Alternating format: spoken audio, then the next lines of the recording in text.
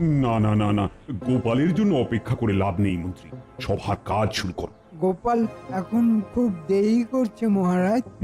না না না না, গোপালের এটা ভারী অন্যায়। আসুক আজ, তারপর দেখাবো মজা। বড্ড ঠান্ডা গো।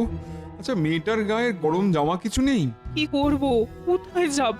ঘরে নুন আনতে যে পান্তা ফুরোয়। ভেবেছিলাম তো শীত পড়ার আগে তোমাকে আর ওকে গরম জামা কাপড় কিনে দেবো, কিন্তু এভাবে যে ভগবান আমাদের মারবে না, আমি তো ভাবিনি। এখন মহারাজের কাছে ধার শোধ করবো কি করে সেটাই ভাবছি। ঠিক বুঝেছি।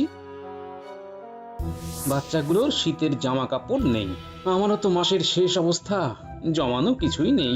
কিন্তু কিন্তু ছেলে মেয়েগুলো তো ঠান্ডায় মরে যাবে।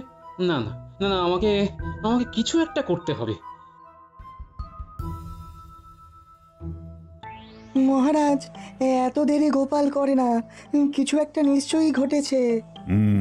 এটা তুমি ঠিক বলেছ বিজ্ঞানী, চিন্তা তো আমারও হচ্ছে। না মহারাজ, চিন্তা করার কোনো কারণ নেই। গোপাল অলস, অকর্মণ্য। যেই দেখছে প্রচন্ড ঠান্ডা পড়েছে, লেপের তলা থেকে এখনো বের হতে পারেনি। রাজসভায় আস্তে আস্তে আপনার কথা শুনলাম মন্ত্রী মশাই। মহারাজ, মন্ত্রী মশাইয়ের কোনো কথার উত্তর আমি এই মুহূর্তে দেব না। আপনার সঙ্গে আমি সরাসরি কথা বলবো মহারাজ।